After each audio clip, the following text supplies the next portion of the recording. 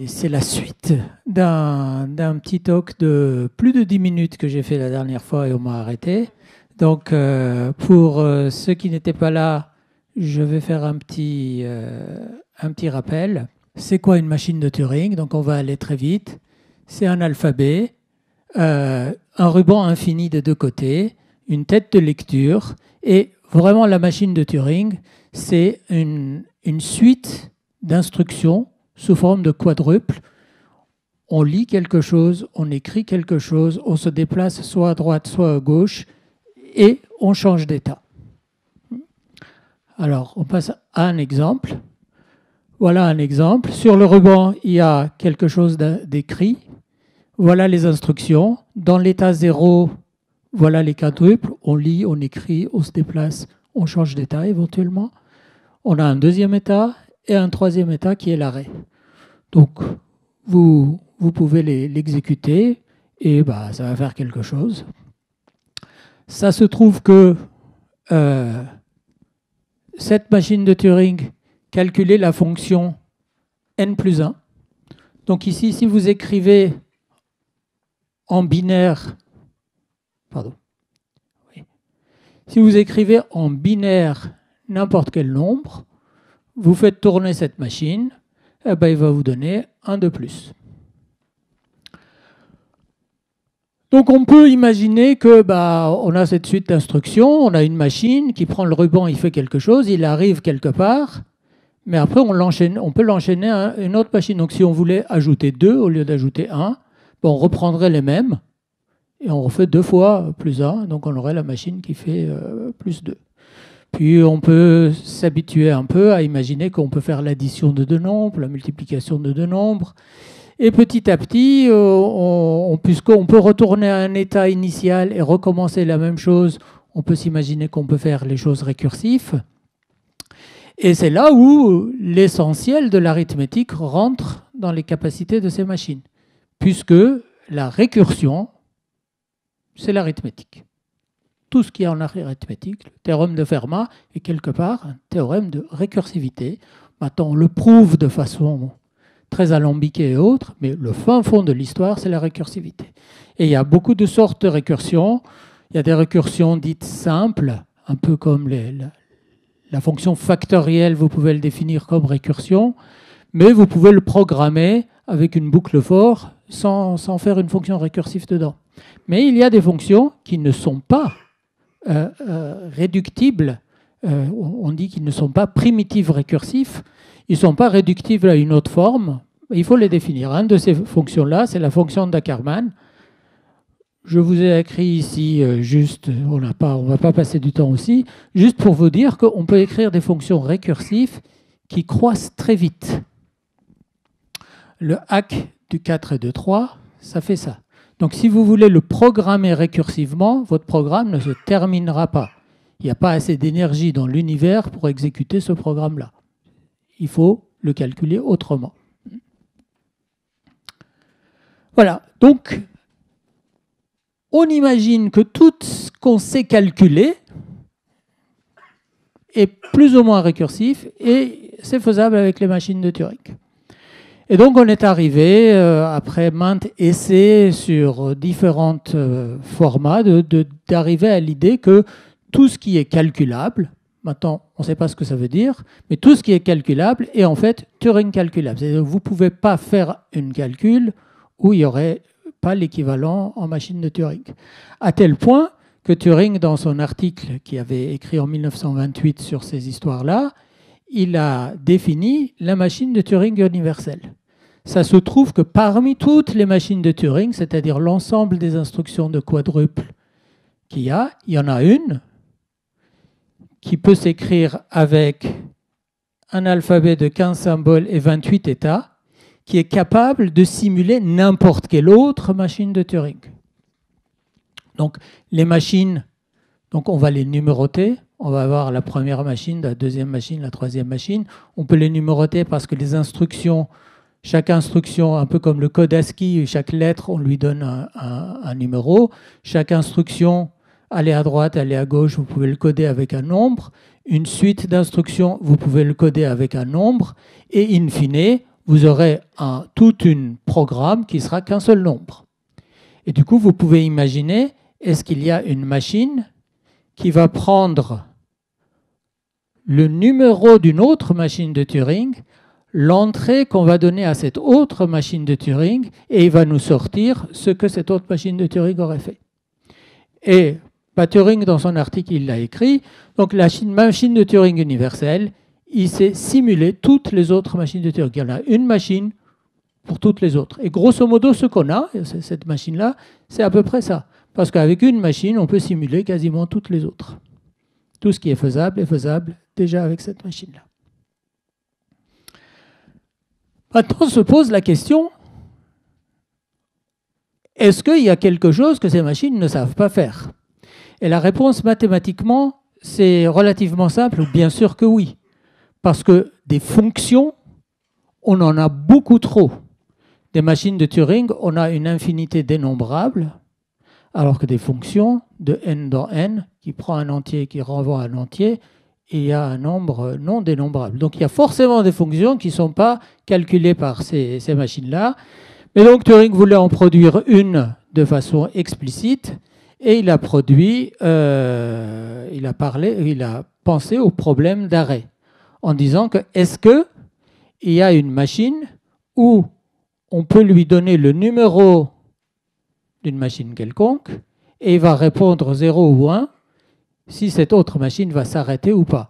Est-ce qu'on a un algorithme qui permet de savoir, en regardant une suite d'instructions, est-ce que ces suites d'instructions vont aboutir ou ils vont tourner à une boucle infinie ad vitam aeternam? Et il démontre, bon, j'ai mis ici une version un peu simplifiée de sa démonstration, mais en gros, si jamais une telle machine existait, on aurait pu l'appeler machine de Turing MTA, on aurait pu construire en faisant tourner MTA et en changeant sa réponse. Donc si MTA disait 1, MTB va dire 0. Si MTA disait 0, MTA, voilà.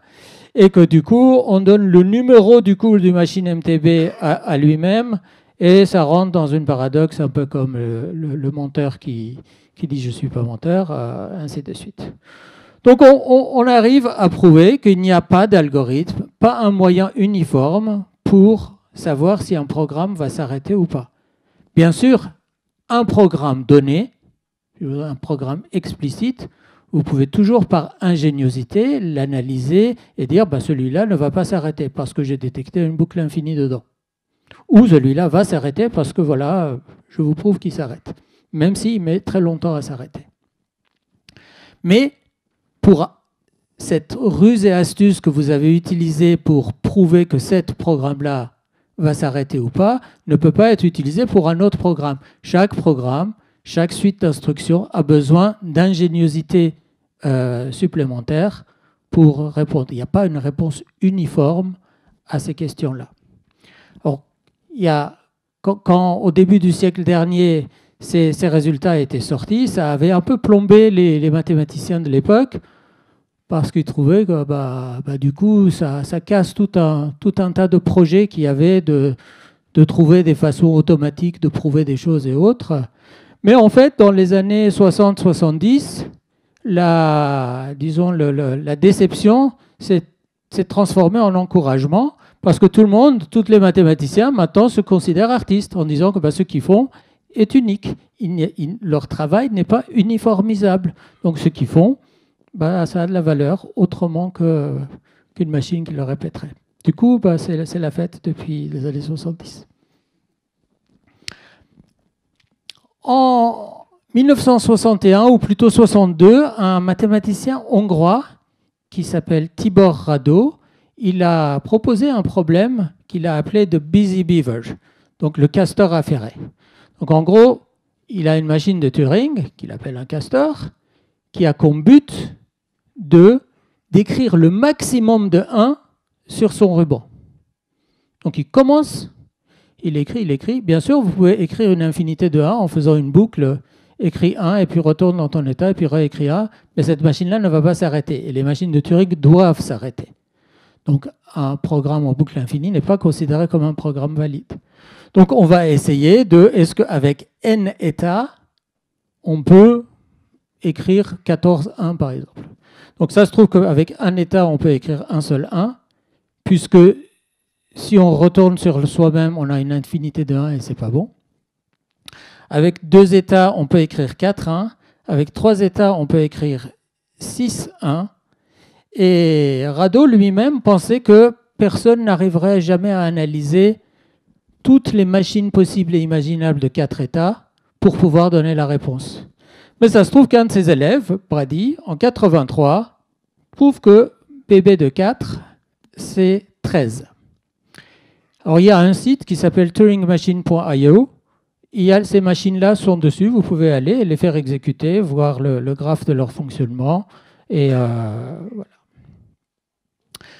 Maintenant, on va vous montrer que cette fonction du Castor-Afferré, c'est-à-dire qu'il prend un n en entrée et il vous donne le nombre maximum de 1 qu'on va pouvoir écrire sur un ruban, cette fonction-là n'est pas calculable non plus. C'est-à-dire qu'il n'y a pas de machine de Turing qui va vous dire, par exemple, BB de 27, c'est quoi?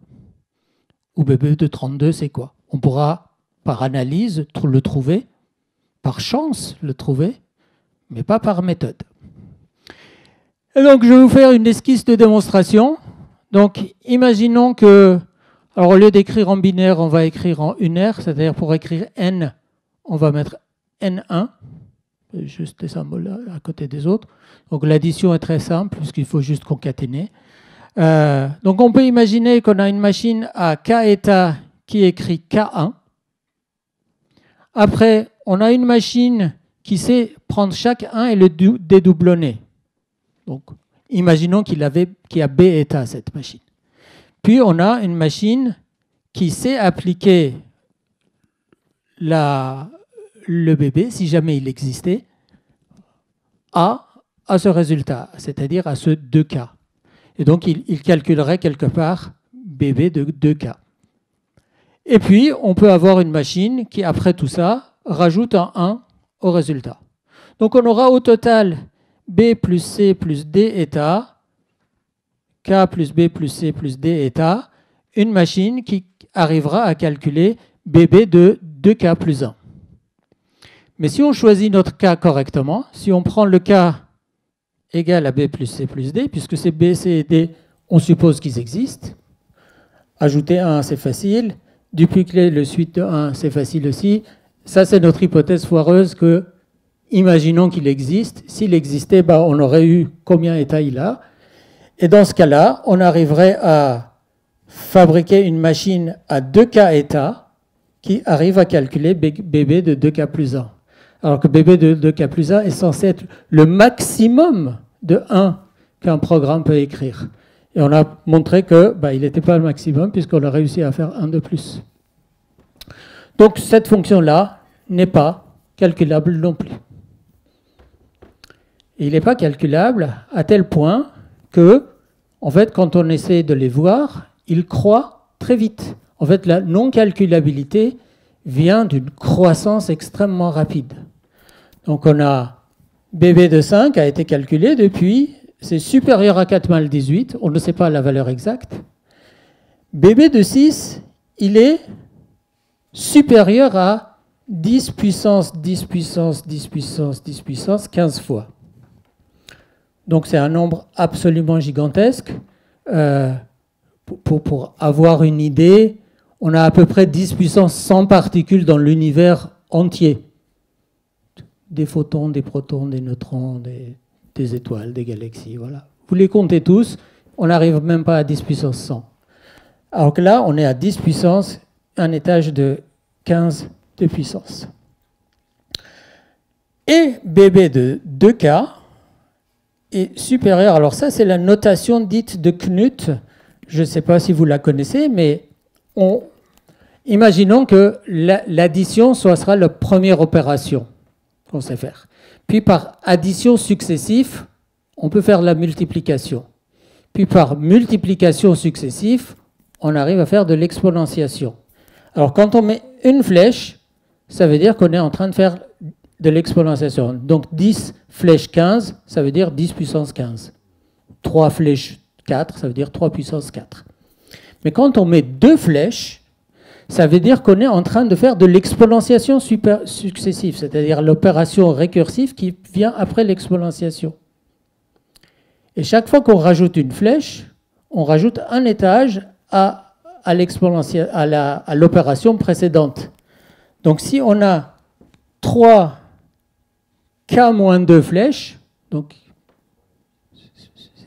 par exemple si k est égal à 10, vous devez aller à 8e opération successive. Il est absolument faramineux. Et donc je vous avais donné un petit exemple de Ackermann, ça croît très très vite. Et donc, Brady, dans son article en 83, il avait calculé donc, le bébé de 4, mais il s'était intéressé à autre chose aussi. C'est une fonction qu'au lieu de compter le nombre de 1 que le programme peut écrire sur sa ruban, on compte le nombre de transitions d'état qu'il a avant de s'arrêter. Combien de fois il change d'état avant qu'il s'arrête? Et cette fonction-là s'appelle S de K, c'est le nombre de transitions d'état. Il avait calculé ça aussi, c'était pour une machine à 4, c'était 107. Et puis ça croît très vite aussi. Donc si on ne s'intéresse pas au nombre de 1, mais au max de temps que va mettre la machine avant de s'arrêter, on peut faire des choses très intéressantes en mathématiques.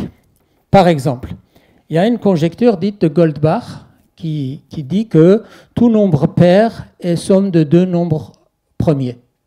Cette conjecture existe depuis des années, personne n'arrive à le prouver, c'est ultra difficile. Mais on peut imaginer d'écrire un programme qui trouverait une contre-exemple à ça, qui chercherait un nombre qui ne serait pas la somme de 2 nombres premiers. Il peut faire la liste de tous les nombres premiers, les faire toutes les additions dans tous les sens, et s'il trouve le contre-exemple, voilà, il a prouvé que Goldbach est faux. Donc ça se trouve qu'en 2015, sur GitHub, un gars a publié, c'était un code golfeur. Vous savez c'est quoi le code golf? Ceux qui font du code golf essayent d'écrire le code minimal pour obtenir un résultat. C'est-à-dire, genre, ils essaient d'écrire en 1000 instructions JavaScript un jeu, par exemple, et puis un jeu sophistiqué, voilà. Donc ils essayent de compresser le maximum, le minimum de caractères pour écrire un programme. Et donc le code golfeur a publié sur GitHub une machine à 27 états qui trouve la contre-exemple de Goldbach si jamais il trouve. Donc cette machine, si on la fait tourner, de 2 choses l'une, soit il trouve le contre-exemple et Goldbach est faux, soit il ne s'arrête jamais et Goldbach est vrai. Mais on sait, si on savait calculer S de 27, c'est-à-dire le nombre maximal de transitions d'état qu'une machine à 27 états peut faire, et on fait tourner son programme ce nombre de fois, s'il n'a pas trouvé sa contre-exemple à ce point-là, ça veut dire qu'il n'y a pas de contre-exemple. Parce que sinon, il ne s'arrêterait pas. Et donc, on aura prouvé Goldbach. Mais il faut juste trouver S de 27. On n'est pas prêt à le faire. Mais donc, on peut avoir des résultats mathématiques sur la complexité du temps qu'un programme va mettre à faire son travail. Voilà, je crois que c'est fini.